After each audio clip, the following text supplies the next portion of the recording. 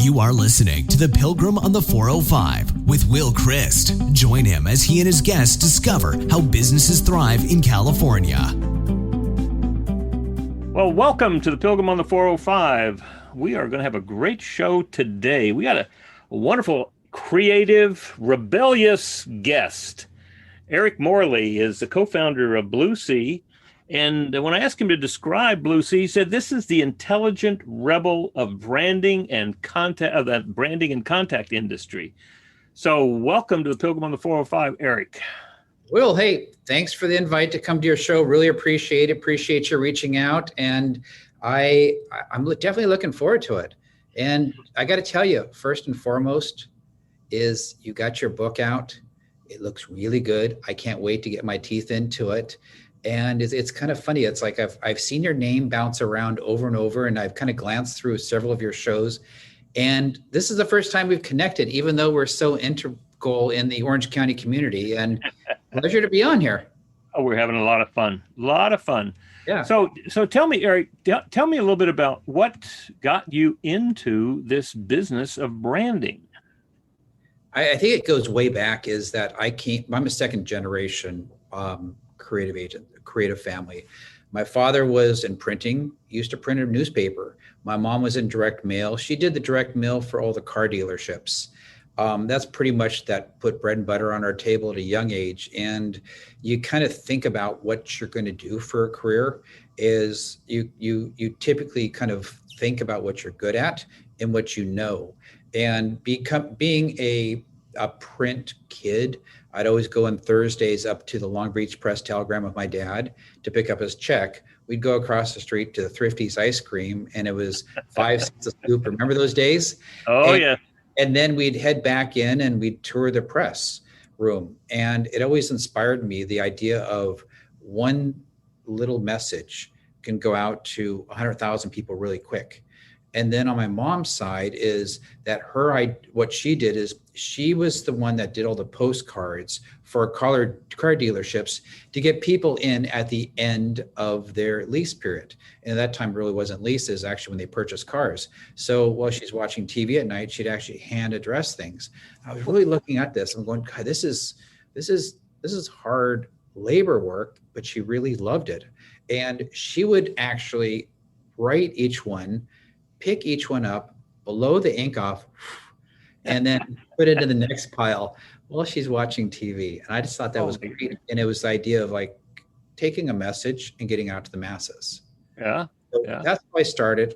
My sister's in accounting. We've always considered her to be adopted because she didn't follow the same route.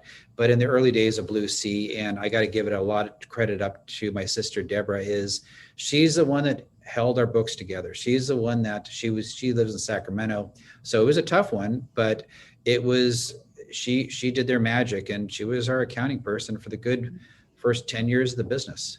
Wow. So now I got to tell you, I have a prejudice against marketing and branding. And it comes from my 18 years working with salespeople. And there seemed to be always this real issue about what's the result of that we're expecting from marketing. And so often it seemed that marketing wanted to show off. I have actually been in marketing companies that had a whole wall of awards. And that was the most important thing they could say. And what I wanted to see was how many leads have you produced for the salespeople? So talk to me about results in branding and marketing. Certainly. I mean, that's a really good question. Is a lot of people feel the whole thing merges together. Blue C is a brand development and a marketing agency. We do both sides of the fence. The brand is a long game. The brand is, if once you put your brand together, you're not going to get your immediate results on it. But what you're going to do is you're going to get your foundation built. It's kind of like a house, is that if you don't have the right architecture plans, you don't have the right engineers, is what's going to happen to that house. You know what? They might forget to put a side wall up. They might forget to put this, there, that, the other thing. But if you have those plans, those pillars, that vision, that mission, that values, that story, I was listening to a friend of mine, Pierre Wielander, sent me a video yesterday about his history. Is that he worked with Tony Hawk, started a business with Tony, and he's gone out to be a VC now. And his whole thing is that he only invests in companies with a brand story and have a brand story marketing initiative on it. Brand development is really putting a lot of these things together, so it's the basis for it. Marketing is taking that message out to the world. Is the results on marketing are very results oriented, but nowadays they're all interconnected. I remember years ago I think I was maybe 18, 19, 20 years old, is we'd place an ad to sell something. It'd be all kinds of crazy things we'd come up with in the register, and people would actually send money in and checks in and to my house to buy these different things. And I was like, wow, this is great. The true reality is that stuff doesn't happen anymore. I can't just place one ad in and all of a sudden it's like everything is, the postman comes in with his box of like checks and, you're fulfilling and so forth. Everything's got to be interconnected together, and your marketing initiatives have to be a result of your brand architecture, but then your story and your message, and then what are those tactics together? It's almost like the idea is that we always look at everything that we do is basically, it's called a ghost, which is what is that goal? What is that goal? What is that objective? What are those strategies? And what are those tactics? And knowing what I know about you as an EOS implementer and your background of everything that you've done and everything you've accomplished and the results you've had for companies, is I would agree with you. I would be concerned about even hiring a branding or a marketing agency, because different people have different ideas of really what they are. And I think the kindred spirit that you and I have is it's about systems and processes. Mm-hmm. Systems and processes. It's not just like, let's do this, it's going to save the world.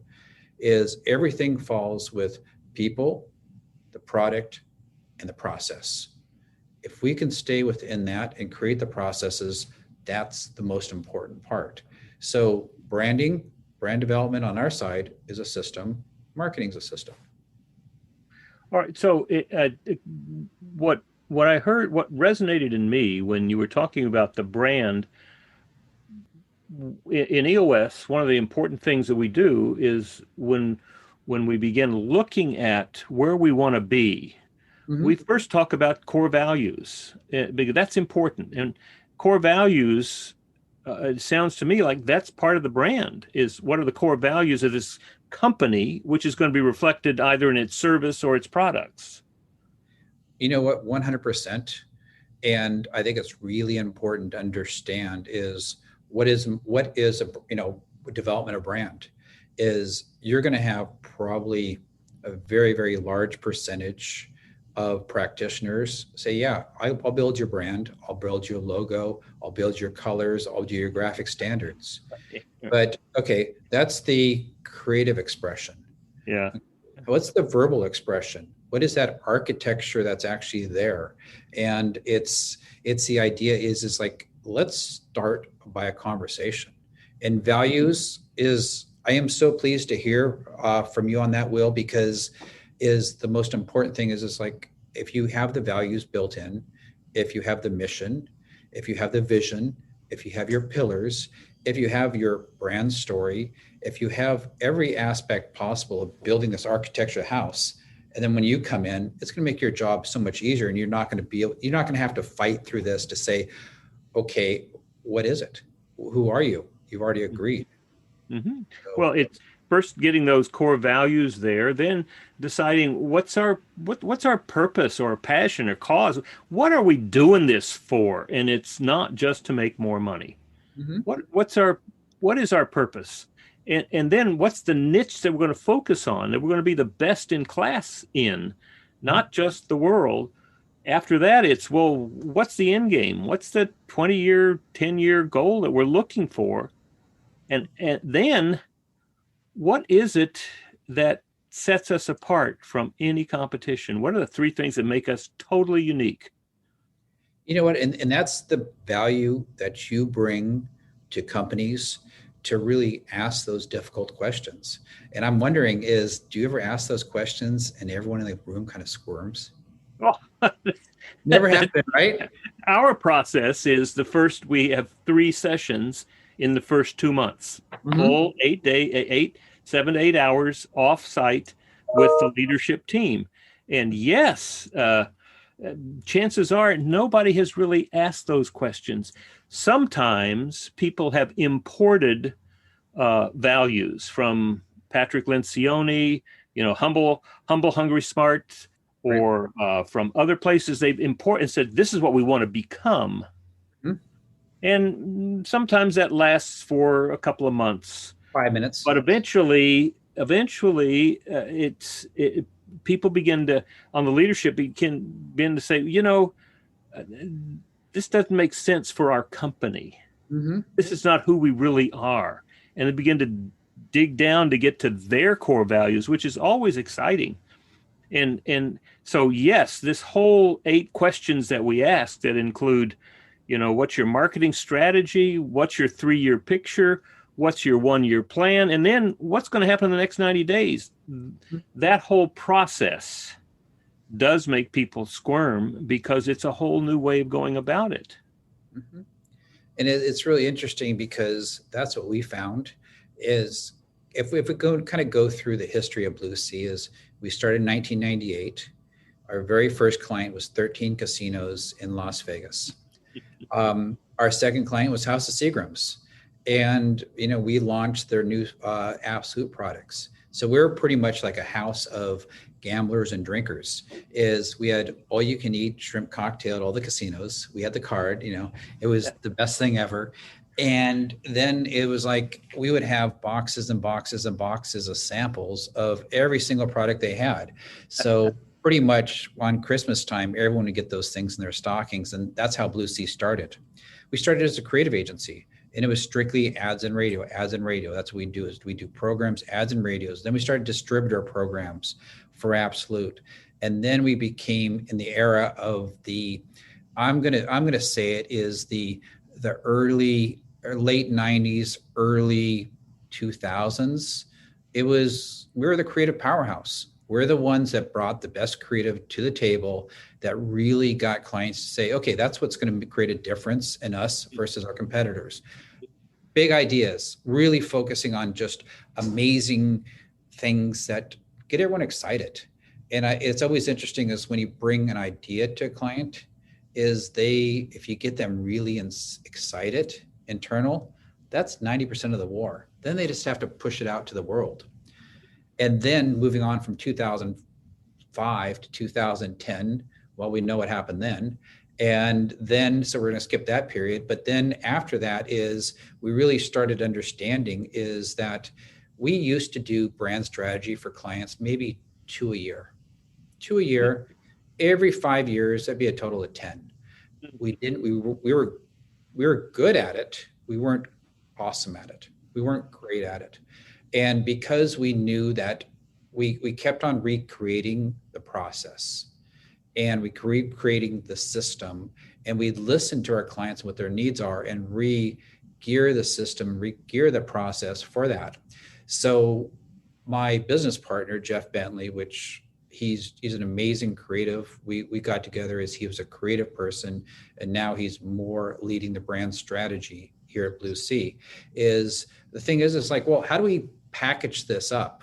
So it's a process and a system, kind of like what you do, how you work with clients to help them get to the ends to the means. And so we started this thing called BrandPWR. And it was interesting because we were at a sushi restaurant, we're having lunch. We meet once a week and we kind of just discuss things and so forth. He goes, well, hey, have you seen those Progressive commercials on TV? And it's like, you can get your home insurance. It's like they walk in the back and they get that box and everything's inside it. Why don't we just have a systemized process that is going to help clients get to the end, to the means? And so we created BrandPWR. And from that became BrandPWR Clarity. It's all about the purpose and the positioning and creating the values and the solutions and ultimately telling that story. And then we started working on the next part of the system 2, which is called Attract, which is the marketing strategy and activation, how that whole thing works. Then we started Infuse, is how to create this creative campaign, this whole campaign development and how it works in with ROI, how it creates sales, how it creates leads. How is that process for B2B and B2C? And then we did Ignite, which is our content marketing and social media, because you know what? Content marketing is the king. Social media is the queen. I've started to get into chess with playing with my sons lately, and I've never done it, but I'm actually kind of inspired by it. And the king and the queen working together is gold. As soon as you lose your king, or as soon as you lose your queen, I mean, everything starts crumbling. And then Engage is multi-channel marketing. So, but those are all systems. So it's 5 systems to create brand power. Well, yeah. And when you're working with a system and you have a scorecard, everybody in the organization has at least one measurable. When you're not getting what you want, then you can go back and look at the system and say, well, now, is it that our system is not working? Is it that we're not working? What do we need to do? And it's not a black box. Right. It isn't. And it's interesting you mentioned about the scorecard. Is I'm a huge proponent of the scorecard. Is when things are written out, people tend to become successful at it. Absolutely. When it's vague, it's the plague on it. And so, from our side is that we create a thing very similar to that, is called agents of change, which are basically marching orders. And marching orders are, okay, part of our brand power is this is what each person at the table has to accomplish, both on the client side and also on the agency side. And it's really interesting. It's like, well, the question always comes up is, Eric, how can you've always been on the agency side your whole life. How do you even know what's in the mind of how to work with a client? And I say, let me tell you a story, is not only are we an agency, but we used to own a wine business. And people are going, okay, you had a wine business. Yeah, you know what? 4 years ago, we started a wine business in Blue C. Why did we start it? Because I wanted all my employees to be focused on understanding what it's like to be in the client's shoes. And so our wine business, I love Mexico. I spend 16 to 18 weekends a year in Mexico, and Mexico is my first home. And so that kind of goes back to my roots in off-road racing. And then I continue to grow on it. But we discovered an area called the Valle de Guadalupe in Ensenada. And in Mexico, you can only bring 2 bottles of wine back. So we became a importer and a distributor and online e-commerce and a wholesaler for the top wineries down there into America. And then everyone in the agency was responsible for it. So they had their own kind of like they were actually on the client side, and we were highly successful. They became very successful that we had an opportunity to sell out to our other partners on it. And we did that. And that was the goodness. The business continues to go on for this day, moving on. But the idea is, it's like, yeah, we've walked in those shoes. And we can develop systems that will be there long after we are, because that's what you're really selling, isn't it? You're really selling a system that works in the business. Yes. And what's really interesting is, and I'd love to get your thoughts on this too, Will, is as an agency we've focused on these platforms, but there's a new platform that's coming out right now. First of all, companies are doing more with less. We just know how it is. It's always a joke is I wear many hats, and it's like, yeah, you know what?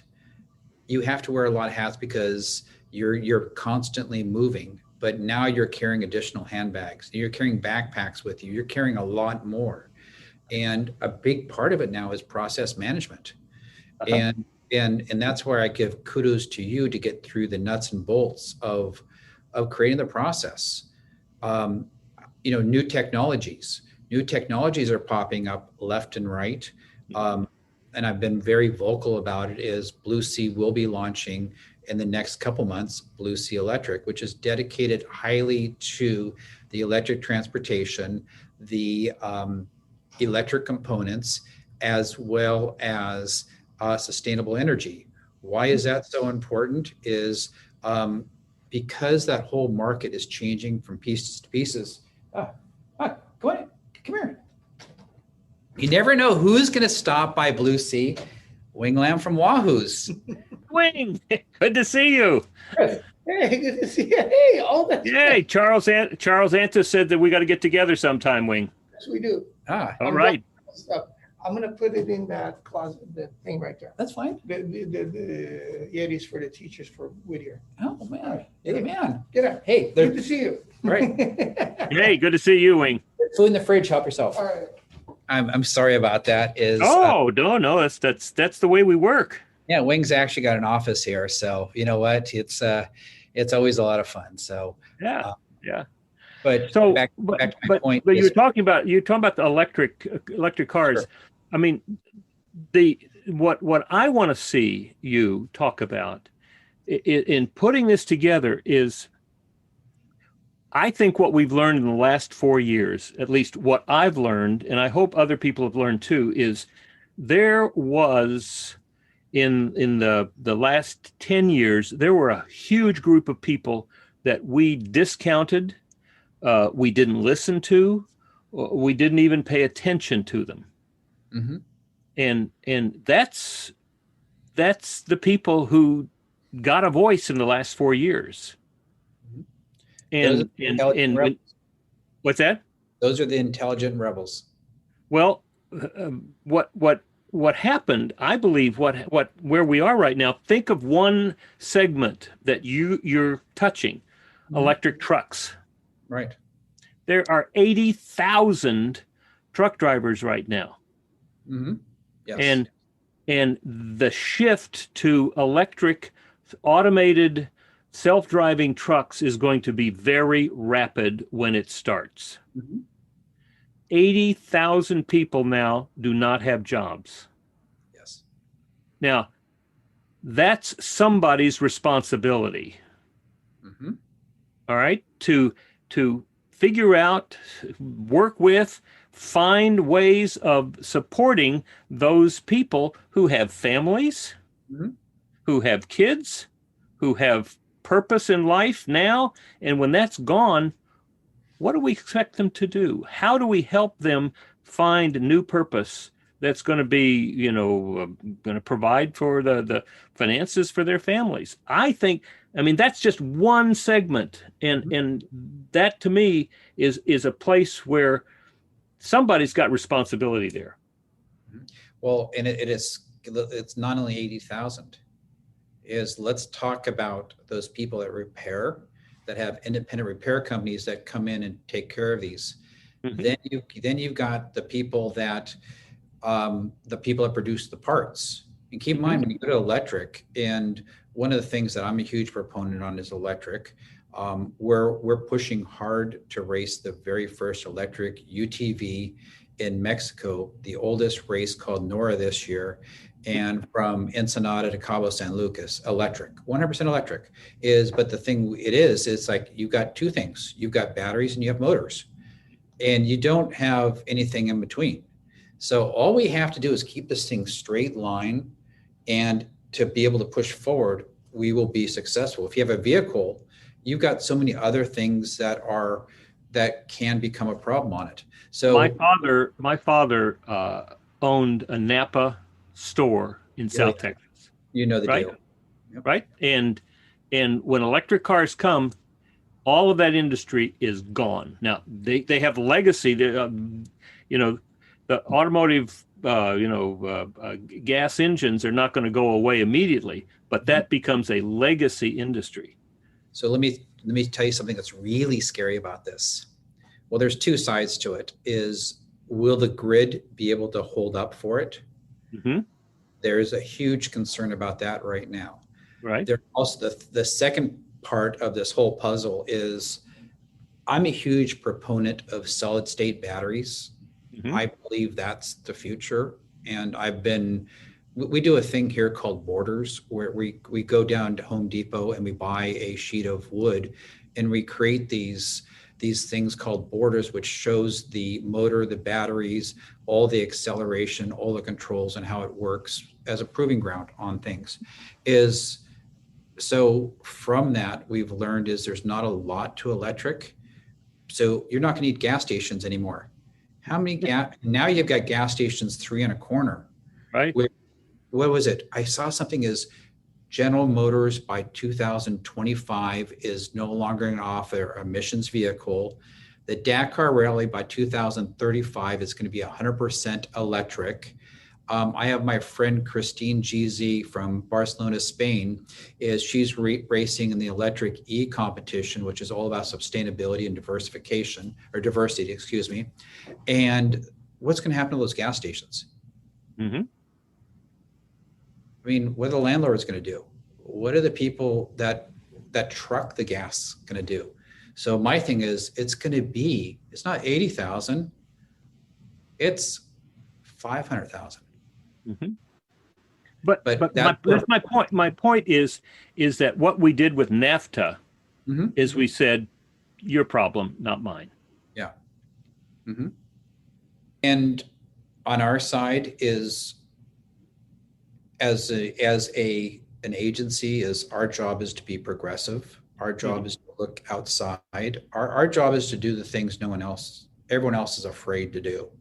And so, and it even goes back to our history with Wahoo's Fish Tacos, our history with Monster Energy, all our motorsports business, even our technology side. We have a division that's, dedicated strictly to forward-thinking technologies. There's always going to be change on it. And to your point is, what are we going to do with those people? Mm-hmm. Mm-hmm. What are we going to do with the restaurants that only 40% are going to survive after March 1st? Mm-hmm. And I have a solution for that. Do you? Yes. What is your solution?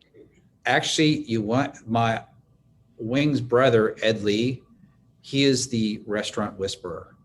Mm-hmm. Everything he predicts for the last 10 years has come true in the restaurant business. Ed Lee knows and has a concept that will turn the restaurant business upside down. So I can't say anything because it's one of those things that there's so many moving parts. But you just it's not that we have to have the answers. It's that we have to take the responsibility for it. What I was amazed and I was so pleased with was my wife is in charge of an outreach ministry group in Riverside, St. Michael's Church. And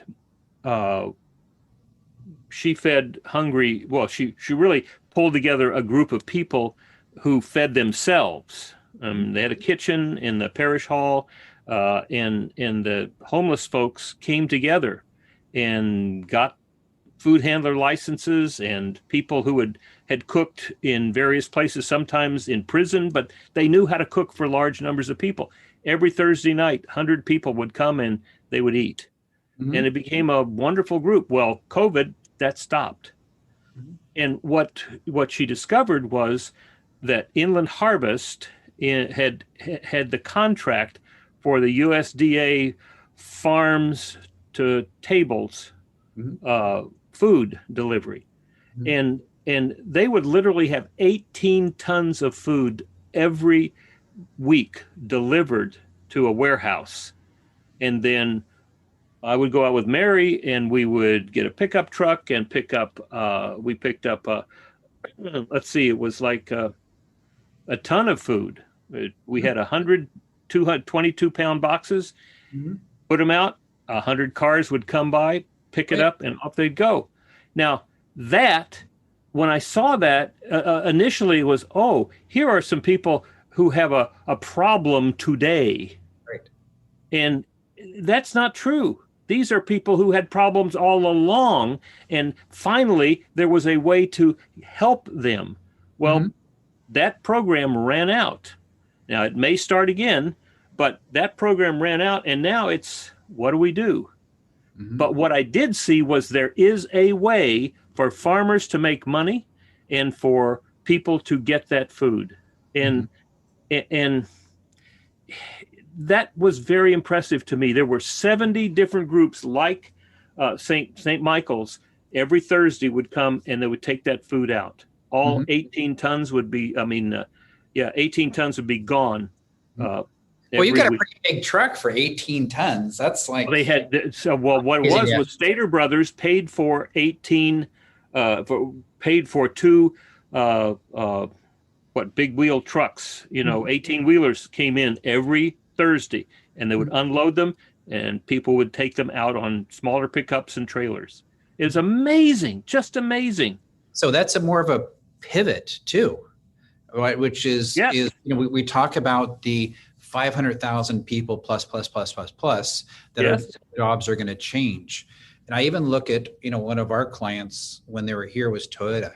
And, they had the option, people, I became really good friends and had the opportunity to race for Toyota for several years on their truck program, and became really good friends with them. A lot of the employees had options to either move to Plano or get a parachute here.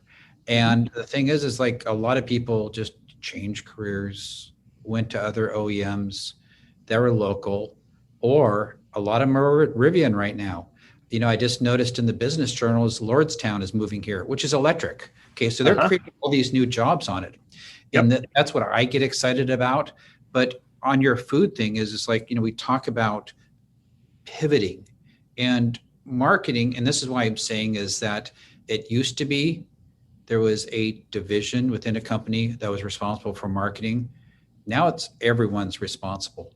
We have one client, they have over 1,700 employees, 5 states. And you know who the most exposed, and I got to be careful when I communicate this, is the most famous person in their businesses? It's their secretary, or it's the receptionist out front, because she's got 450,000 followers on Instagram. Yeah. and what she is involved in, her passion is exactly what that company offers. So she's got a golden parachute. It's like, oh, you know what? I want 2 weeks off paid in Cabo, and I want all my Yeah, no problem at all. Just post from there. Sure. Right. Yeah. Well, I mean, the reason that this USDA program came about was because the farmers had no place to sell their food because restaurants weren't buying. Right. And we saw those pictures of pouring milk down the drain, and the threat of food rotting in the fields. And that's why this worked so well. But what we learned from it is we can do things. Right. You know what? We can do things. It's interesting because one of our clients is Western Growers Association, which is agriculture. They're 55% of all of the ag grown in America comes from the Western states. We have the rest of it is in other states as well as other countries. And what I've learned from that is agriculture is alive and kicking. And it's really, there's challenges, but there's also, they're going through changes too, is with technology, is you don't have to have someone on the field anymore, is you can be looking at this phone here of, okay, you know what, is the temperature of the ground is 50 degrees. It automatically clicked on because it has to be 52.5 degrees on it. And the watering on this left side is 0.2% off, so it already went off. And that's what we learned from our wine business down in Mexico is everything's growing technologically there. And who has to sit in the combine anymore? No, exactly. But you need to have people smart enough to be able to read it. So they need to transfer. You mentioned about the food thing is, do you know anything about the California Love Drop Wings program? No. Well, yes, a little bit. Charles Antis told me a little bit about it. Only a little? I'm surprised. I'm surprised it take 5 hours and tell you about it. It's like, this is the most amazing thing ever, is April 12th. I'll never forget that day, 3 days before tax day. And so the Wing calls me up and he says, And this has to do with our story of pivoting and process and systems and working together. He calls us, hey, Eric, I need some help delivering some tacos tonight. Can you give me a hand? The thing you just have to truly realize is you never say no to Wing. It's just like you just go with it because it's going to be an adventure. It just happens. And so what happens is that with this whole thing is we deliver tacos. We had 300 meals to Irvine Hoag Hospital. And basically everything was locked down. There was a lot of confusion. What's going on? The airlines were closing down at that same time. We didn't, we heard there was something going on. We heard there was a virus. We just didn't know. And so we delivered that. Everything's in lockdown. We had to walk it down this hallway, and we saw people walking by, but they just looked like, half alive. They were just beaten, tired, the whole thing. So 3 months later, we did another delivery and to this hospital. Through this whole period after that, companies started calling Wing and calling me and saying, hey, can we deliver food to this hospital and these frontline responders, the whole thing. And so Wendy from KLOS, she's the marketing director at KLOS, and she worked out in Coachella and Stagecoach. Those are her babies. She created this thing she started joking. It's like, well, let's do something called the California Love Drop. She even did the accent, the whole thing. I was like, okay, cool, let's do it. Didn't have to go into any kind of jury, didn't have to run it past the board. It's like, okay, great, we're going to do it. So all these companies started saying, okay, Wahoo's, can you deliver, you know what, I want to pay for this and I want it to my wife's hospital. So we created this thing. 3 months later, went back to Hoag Hospital in Irvine. And this is where it gets scary, is the scariness of it is the chaplain pulls me aside and goes, hey, Eric, he didn't know my name. He just said, I just really wanted to tell you what you did. I'm like, okay, you're the chaplain. I mean, did I miss something here? I mean, do you have intuition? And he goes, no, I want to tell you what you did when you guys came here back on April 12th. And he says, that was the scariest time because we're a healthcare facility. We have trained people on the staff. And what happens is when people call in sick is we have to call in traveling doctors and traveling nurses. And those are typically 4X, 5X of what their hourly is. It gets very expensive. But what happens when 35 and 40% call in sick? You have 35 and 40% X of these people you need to bring on as freelancers. Is you guys brought that food that night and we had 100% of people showing up and not calling out sick. So tacos, but it gets even more serious and it gets more scary. He says, but let me tell you why people weren't showing up. There was a gentleman in Irvine. He went to Wuhan to go to his parents' birthday party. Everything shut down. He hitchhiked and got to Beijing Airport. Beijing Airport, he was there for 3 days. From Beijing Airport, he went to Heathrow. And if you've been to Heathrow, there's no comfortable places to sleep in Heathrow. Trust me, I've been there. But he was there for 4 days. So he's sleeping on his chair and he's living in the Heathrow Airport for 4 days. He finally got a flight to New York. He was in New York. He was in one of the New York airports for 3 days, sitting in New York airports. At least they have comfort there because they're used to people sleeping days in there. And then he finally got a flight to Seattle. Seattle, that's when all the airlines shut down. Nothing was moving. He was there for 4 days. He finally got some kind of transportation to San Francisco. San Francisco, he was there for a day, got a flight to John Wayne, passed out, and John Wayne was taken to Hoag Hospital, Irvine, and passed away the next day.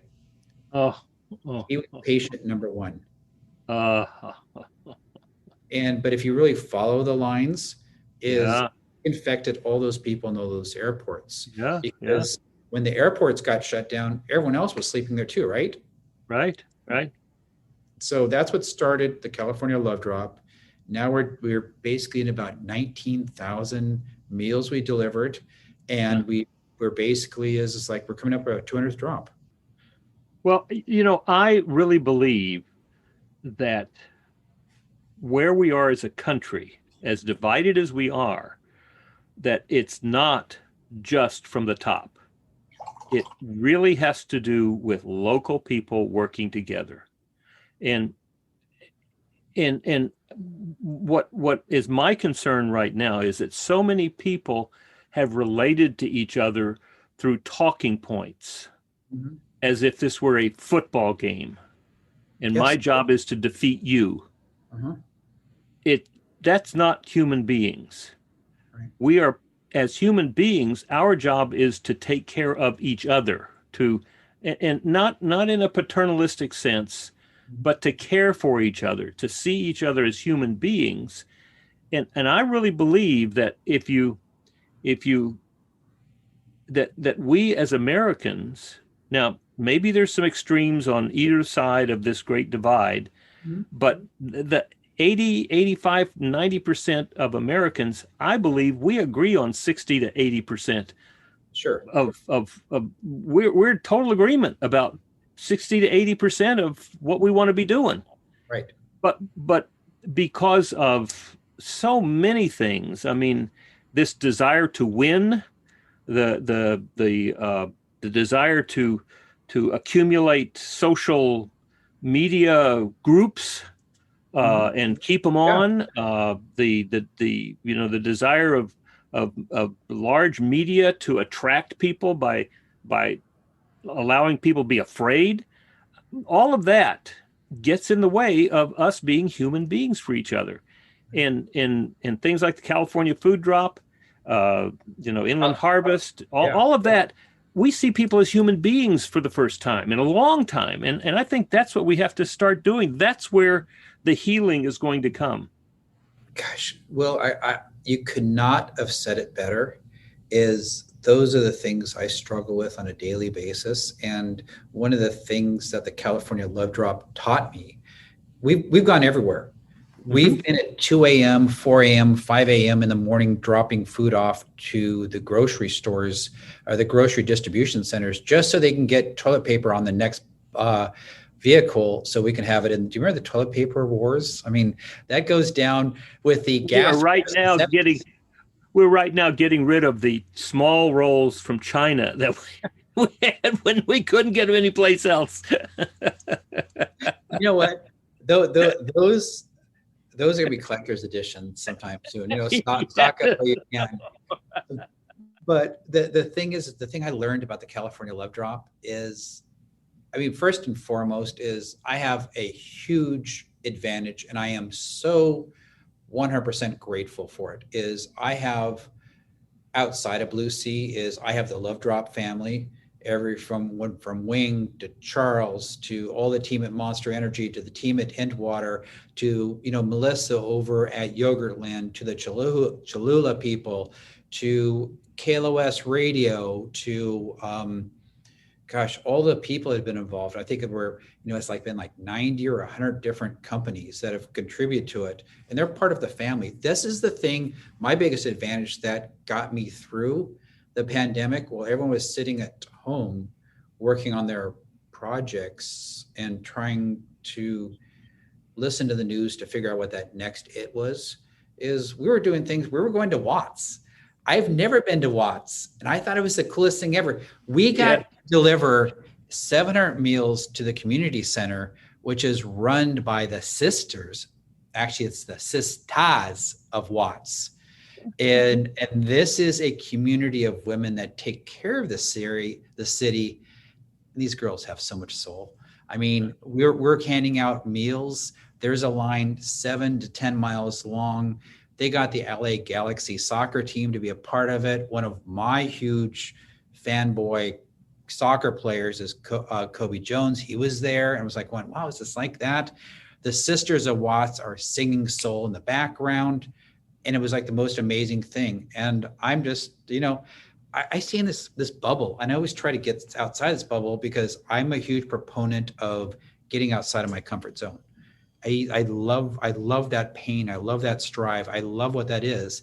And the sisters go, it's like, Eric, you're just, it's like, just enjoy yourself. And it's like, no, I'm enjoying myself. I'm just loving what's going on. And it's like, okay, after we finish here, we're going to go take you to the Watts Towers. Have you ever been to the Watts Towers? I'm like, no, I want to go. So they took me through that, and they're the pride and the proudness of these towers, which are in the middle of a residential community, and they're saying what it stood for. And because I try to be knowledgeable in everything. I thought it was for celebration after the riots, or the riots were somehow tied into it. It's like, no. It was this guy from Italy. He came here, he bought a piece of land in Oakland, and then he got married, and a few years later got a divorce, and they sold that land. He took the $500 he made on the land, and he bought this little plot in Watts. And because he was so depressed because he lost his wife, he started building stuff, and he started crushing tile and making this whole thing, and it was Watts Towers. And it's like, wow. Right.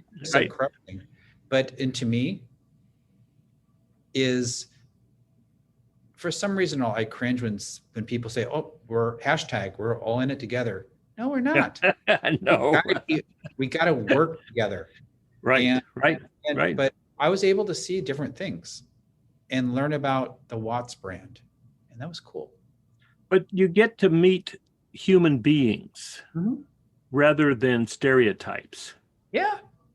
And that's what somehow we can learn again how to do that on a scale. Yeah. I mean, I remember when we went to Martin Luther King Hospital, and it was Charles's first love drop, and he's sitting there still trying to figure out what's going on.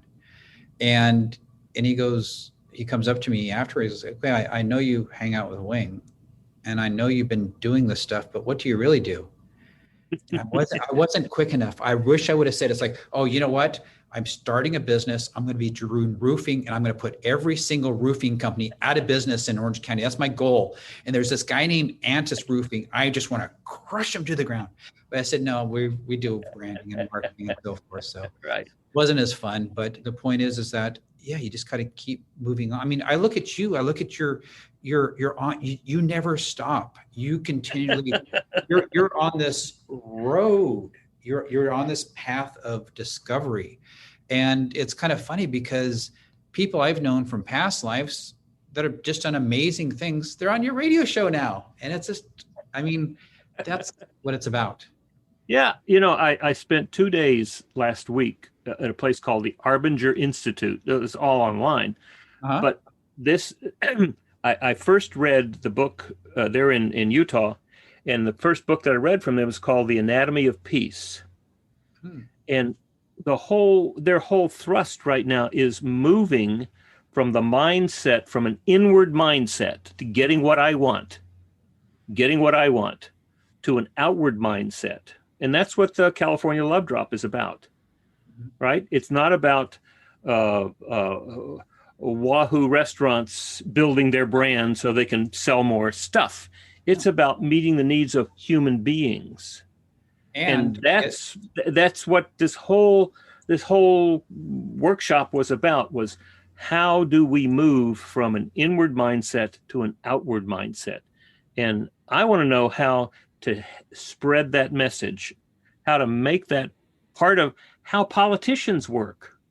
I mean, it's not about winning and losing. Right. That is so counterproductive to what to how we meet others' needs that it's ridiculous. It's interesting what you say here, Will, because I start to really think back at the last 11 months, and I've been extraordinarily lucky is that because of BrandPWR has definitely kept Lucy busy. We've done 28 of those since the beginning of the year, which we've had banner months all through the pandemic, and it's been awesome. But one of the things I see is that when Wing started delivering the California Love Drops, is his whole goal, it's not about his pocketbook. It's about keeping those 40 employees and those 5 stores open. And I actually, I don't know if he likes me repeating this, but this is like the super deep, dark secret about him is I said, well, why don't you do stuff for yourself finally? I mean, why don't you, you know what? Why don't you capitalize on this in one way or another? Why don't you do different things to make more money in your pocket? Yeah. And he goes, It's not about me. It's about everyone. Mm-hmm. And I'm leaving parts of the story because I don't want to pull different names into it without their permission on it. But the idea is that he cares for the human race. It's like his whole goal was, it wasn't about making money, keeping the stores open, the whole thing. His whole goal was keeping those 40 people employed so they have a paycheck to take home to their family. I was like, wow. I mean, it's weird because Wing is so interesting. Back in 2007 he always wanted to race the Baja 1000. So we got him in the Baja 1000. It was the same year. He was working a lot and communicating back and forth with Patrick Dempsey. We put him in a race truck and sent him out first thing in the morning. They went about 250 miles out there. Then there was a pit stop where we're going to pull him out. And one way or reason, you kind of got lost, and they took about 20 minutes longer to find us. And so our group around our pit stop got bigger and bigger and bigger of other people that were coming through. So they finally stopped. He comes out of this truck, and, it's a 600 horsepower, $1 million truck.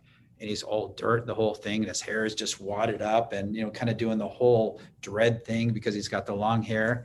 And he gets out and he goes, oh my God, this is great. We're talking the whole thing. They put the new co-driver in, they take off. And then there's this guy behind me. He must have been 90 years old. Ranchero guy, wrinkled skin, dark skin. He's got the helmet, the belt buckle, the old cowboy boots that are just, almost like hand designed for him, just weathered. And he's sitting on an ice box.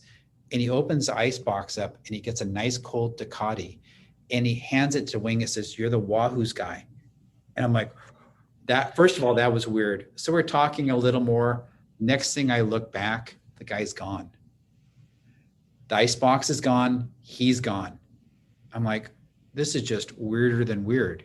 But the thing is, it's like, we're in the middle of El Diablo dry bed in the afternoon, tipping about 4:30, 5 o'clock. The guy knows Wahoo's there. And why is it? Why is it? It's not about the food. It's the food, the food's expected to be expected. But it's the thing about it is that giving, caring philosophy for mankind. He didn't say you're the owner of Wahoo's. No. He said you're the Wahoo's guy. Yeah. You are a human being. Yeah. And you see, what I heard again and again from what you're talking about is what the fellow that I look to for a lot of my, he's the one that I look to as my mentor.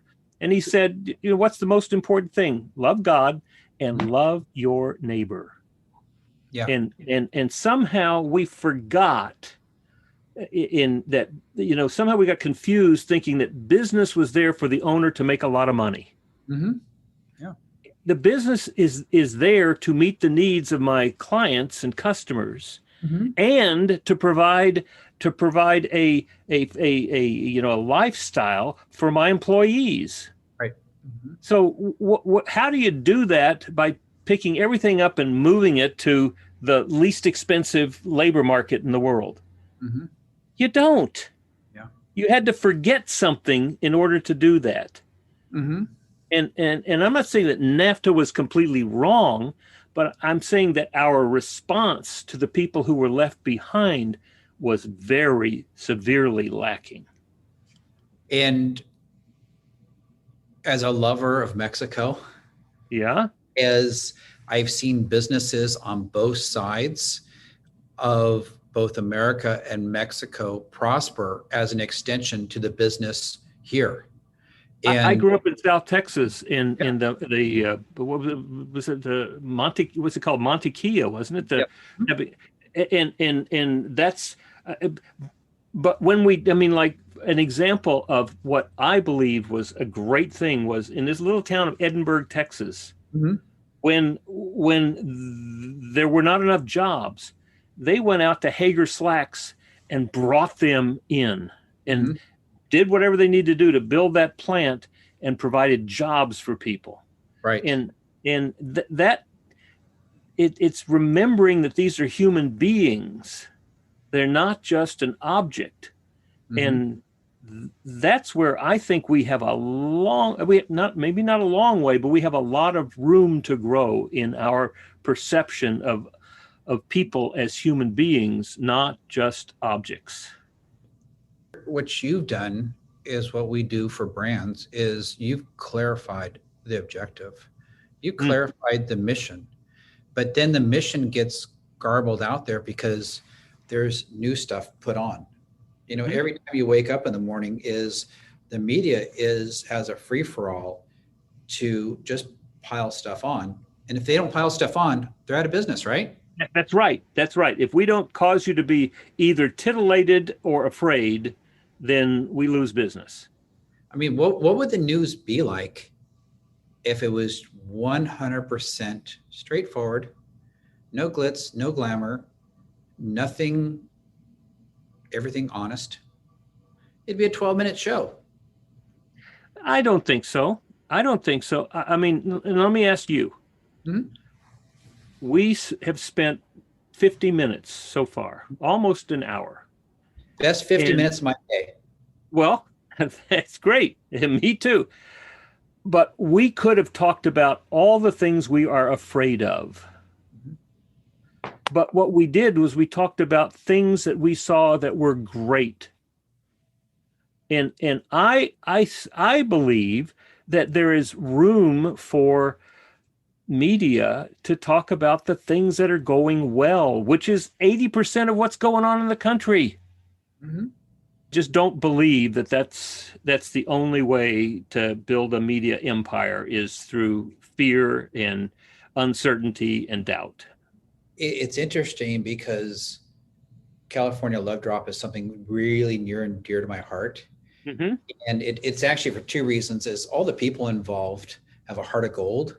There's no conflict. We've never argued about anything. It's like we're like actually a happy family. It's really weird. And I'm passionate about it for what it does and what it's given me. I mean, it's been a true gift. And so I've talked to medias and I said, hey, do you want to cover this? Do you want a story on it? And I've gotten more times than none is I'm sorry, it's not relative to the world we live in today. Well, that's what I agree. That's my point. Yeah. Because it's not relative because we can't treat them as fearful objects or as ridiculous objects. There's no entertainment value. There's no fear from it. So that, this is our business model. And it, because that's what I'm saying is that we can learn how to treat people as human beings. And any human being that we treat as a human being, we could have a tremendous story about. That would be glorious, that people would really enjoy hearing. But it's a business model that we got to look at. Well, and let me ask you this question, Will, and I think you're the absolute best that would be able to answer it, is do you believe a business should be a business with a purpose? Well, what happens when we identify the purpose of a business, then people have the choice to continue working with a business with a purpose or not. But the people who stick around through the EOS process, which is not a 2-day seminar, it's a long-term development, people become happy. They enjoy doing what they're doing because one of the tenets is you want to delegate the things that you don't want to do to people who do want to do them and elevate to do the things that you really are good at and love doing. So yeah, business gets a purpose, and that purpose is not just to make money for somebody. Right. Well, it's really interesting you bring this, is that back in 2007, 2008, 2009, is Wing and I created a thing called Wahoo's Baja Support Run, where we actually took care of orphanages. Why did we do this? Is because we had a lot of friends down there at that time that had come down for that time that have nothing to do. So he would corral them all, and we get 100 people together, and we go to an orphanage and bulldoze it out and figure out what needs to be done and paint, build, scrape, do whatever. And then of course, Wing's there is he gets everyone started, and then he goes, I'll be right back. And he always goes to Costco, fills his truck full of food, and then he's the chef on board. So you got like the best food of everything. But the point is that was for good. That was for the good, and that's in the heart of good and how things happen and why things happened. And I always look at those things and I learn from them. Is a company, we have a thing called Blue C Cares. It's a very strong part of our mantra. Is number one is be nice to Will. That's number one. I'm joking. And then, it's basically is the whole thing is be good to our community, take care of our community, take care of those in need, and take care of the next generation through mentorship. That's a big thing. So that's, a big part of it, of how we're set up. And I strongly I'm not the most wealthiest person in Orange County, but I really think I'm wealthy in the idea of gratitude. Yeah. And being able to meet people like yourself and your community that really you're doing good and are questioning that idea and figuring out is how can I become part of the solution versus how can I be part of the problem? It's too easy to be part of the problem. We all get sucked into it. Yeah. Yeah. Well, one of the people I interviewed on my radio show digs wells in Uganda. He was a real estate, very successful real estate guy in South Orange County. And then in 2008, 2009, it all went away. And he began to look for that voice inside. Well, what do I do next? What do I do next? And he had been in Uganda before working with some schools. And he realized that many of these rural communities in Uganda did not have running water. And so he said, I'm going to learn how to do this. He has done thousands of wells in Uganda. Is this called Living Wells. Living Wells, yes. Uh-huh. Living Wells. And so I invited him on the radio show, and we've done a couple of them. And he, I was asking him, how can I help you? What can we do? We discovered that several Episcopal schools were contributing to Living Wells. And so we began to extend it to other places in the Episcopal Diocese of Los Angeles, talking around. And finally, the local church here in Laguna Beach wound up over Christmas raising enough money to do 2 wells. Uh-huh. Well, that was wonderful. One of the times when I was out with my wife handing out food, one of our Native American brothers came up to me and he whispered to me and he said, do you know that on the Navajo reservation that there are thousands of people who do not have running water? And I'd never heard that. I hadn't heard that before. And so I said, wow, well, that's amazing. That's right here. And we have people here who are from the Navajo reservation. He said, yes.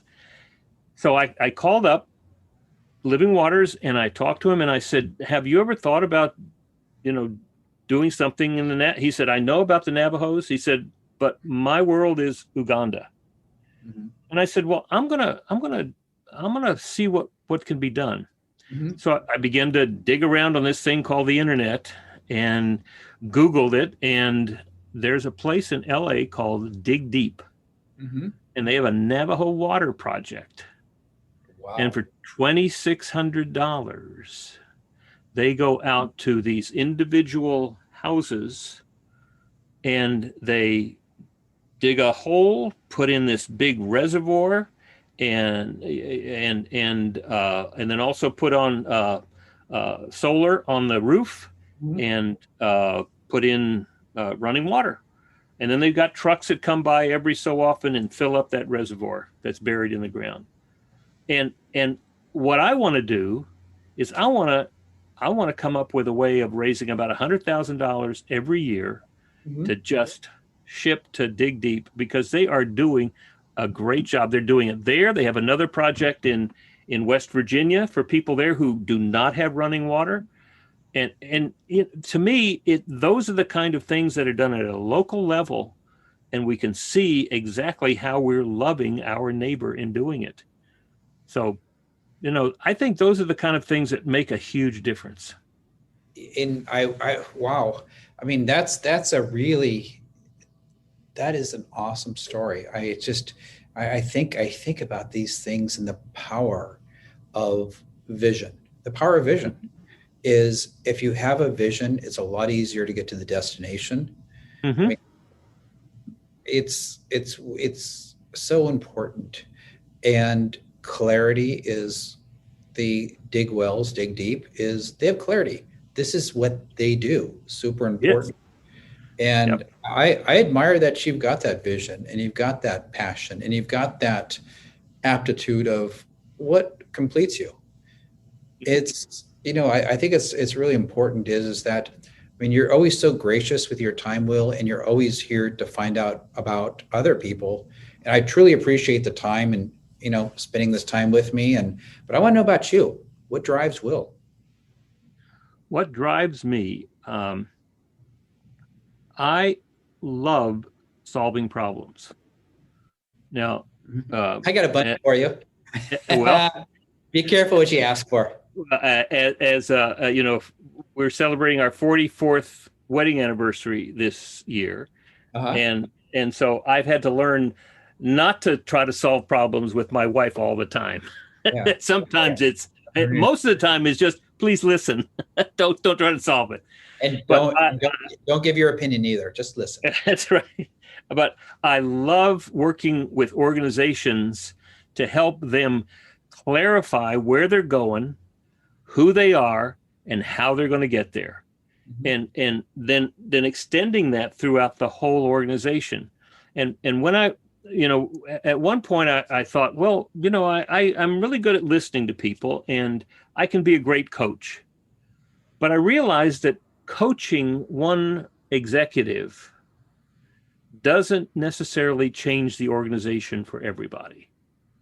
Mm-hmm. And when I discovered the entrepreneurial operating system, discovered EOS, and realized that when the leadership team works together harmoniously to accomplish the vision that often comes from the owner, the founder, or what we call the visionary, but they've bought into that. They see that, and then they're working harmoniously to achieve that. And it's a long-term vision. Then they learn tools to extend that through the whole organization so that everybody winds up having a part of that purpose. And the transfiguration that I see in businesses is so exciting. It's just absolutely exciting. I mean, people wind up not having to work as hard as they thought they would have to work, but achieving a whole lot more. Right.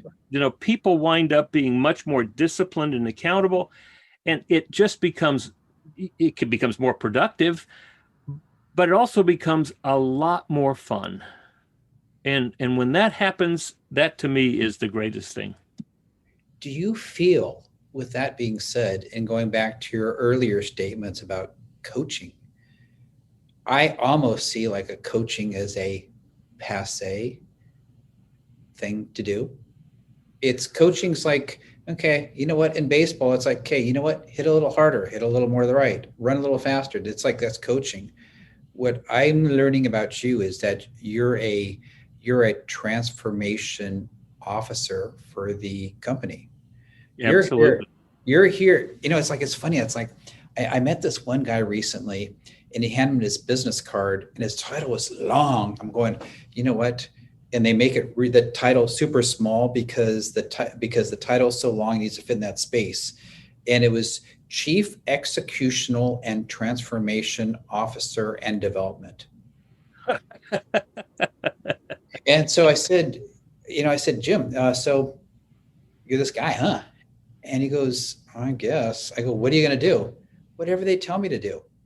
Well, you're really not being a transfer. It's like, if they're telling you, it's like more of the same, right? Yeah. And he goes, yeah, but it's a job, and I get paid for it. And it's like, oh boy. And then I said, We've got to talk. We have to talk. Yeah. What are we going to do? So I think the world of people that can be and help become transformation officers of companies and helping companies take them from where they're at right now and take them up this chain through strategy versus accidental because the true reality is a majority of businesses accidentally got into business. They weren't like, okay, I'm going to go I'm going to go to school for 4 years. I'm going to go my master's again for another 2 years. I'm going to get my PhD because I'm going to be going into this and that. And they're just like, no. People is like, okay, I got this. I can sell this. Okay, great. So I can make money. I can make money doing it. Yeah. Good money. But what I found that the reality is if you are listening to people, meeting their needs, the money follows. And asking good questions. Yes. Yeah. Well, that's how you find out what their needs are. What are their needs? What are their objectives? What are their challenges? Mm-hmm. Where do they want to be 5 years from now? You get all that out there. What's that? Where do they want to be 5 minutes from now? 5 days from now? 5 weeks from now? How many people have asked them that question? Very few. Totally. I think it's that I'm a huge proponent. It's kind of like a doctor. You never walk into your doctor and he looks at you in the eye and he says, okay, I've been in business for 22 years. I went to this school. I went into this here. And I think you need a cast on that arm. It's like, oh, well, I'm here for a sore throat, but you really need that cast for that arm. And by the way, on it today, a special. I'll do two casts for the price of one. and if you subscribe to our subscription program, right, that's right. We don't want to go down that rabbit hole, but subscription. This has been great. This has been a lot of fun, Eric. This has been a lot of fun, and this will be the first of many conversations we're going to have. We're going to do this once a week, right? We're going to have our own absolutely. I can see it. The Will and Eric show. I'm ready. I'm ready. All right. Super. Well, all right. So what would you like for people to do who are listening to this? What would you like them to do? Do you want them to call you? Do you want them to get in touch with you? Well, you know what? Say, hey, bring California Love Drop to me. The other thing is that my passion is taking care of other people. And I always want people to go to, if you're on Instagram, go to California Love Drop and just follow us. Just follow us. Don't do anything else. Don't send any money. Don't go to Wahoo's. Don't buy a Monster Energy drink. Don't buy a hint of water. Don't. Just follow us. Or if you want to go to the website, californialovedrop.org, just take a look. We've got a bunch of videos on there, the different things. And then if you post anything on it, just say hi to Wendy, because Wendy's the brainchild of what is really helped bring the California Love Drop to what it is. And the thing is that if you want to get involved, you can reach out to me. I also encourage you if you want to see kind of the adventures and everything I go through, I'm starting to get a lot more personal, a lot more transparent on my Instagram. So you go Morley_Eric, and you can kind of see what I'm into and what's a big part of my life. If you need brand clarity, if you're in a funk, if you don't like where you're at right now, just send me, let's have a conversation.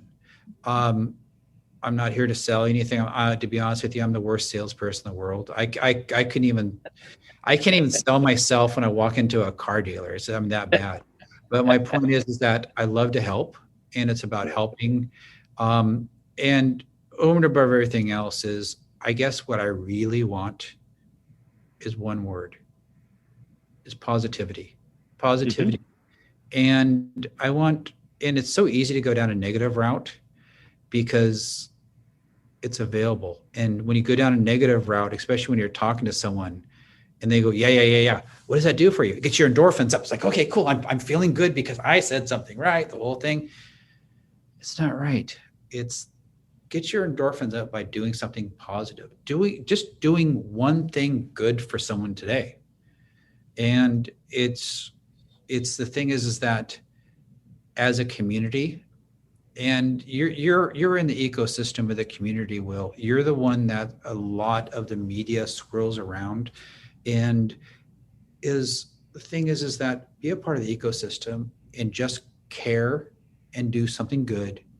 It will make you feel good. And I guarantee you it will make your week. So that's it. That's all I ask. All right. So they can get in touch with you on Instagram, Morley _ Eric. Uh-huh. All right. Great. Well, it's been wonderful. Or so what's that? Or if you want to go to the website and be humored, bluecusa.com. Excellent. And it's the C, it's not the SEA, it's bluecusa.com. bluecusa.com. Excellent. Well, to the audience, this is just one example of how, even in the midst of a raging pandemic, economic issues, that we can thrive in business in California. You've been listening to The Pilgrim on the 405 with Will Christ. To hear more of the programs in this podcast, go to www.willchrist.com.